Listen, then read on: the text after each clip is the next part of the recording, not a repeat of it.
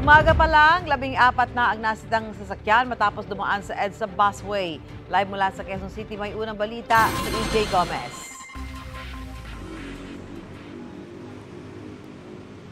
Susan, tila hindi na nga mapigilan ang katigasan ng ulo ng ilang rider sa pagpasok dito sa EDSA Busway.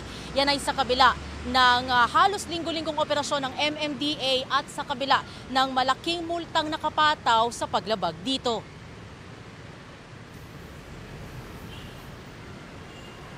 Isang SUV, isang kotse at 13 motorsiklo ang nahuli ng mga otoridad sa EDSA Busway Operation ngayong umaga. Ang kotse ay nasita, official vehicle ng Land Transportation Office. Sa 12 motor, isa roon ay pulis na natikita ng SAICT, habang 3 naman ang motorcycle taxi rider na pawang may mga pasahero pa. 2 sa mga nahuling motor ay na-impound dahil hindi nakarehistro ang mga ito. Depensa ng mga nahuli, late na raw sila papasok sa kanilang mga trabaho.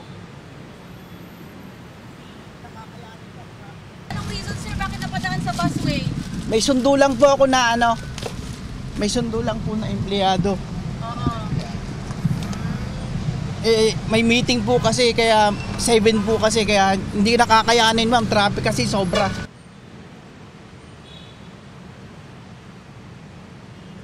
Susan, paalala ng MMDA, bukod sa mga bus, mga pwede lang dumaan dito sa EDSA Busway ay mga sasakyan na otorisado ng LTFRB, gaya ng mga emergency vehicles at ilang sasakyan ng gobyerno. Yan ang unang balita mula rito sa Santolan sa Quezon City. EJ Gomez para sa GMA Integrated News. Mga kapuso, para una ka sa mga balita, mag-subscribe sa GMA Integrated News sa YouTube. Sa mga kapuso abroad, subaybayan niyo po kami sa GMA Pinoy TV at sa www.gmanews.tv.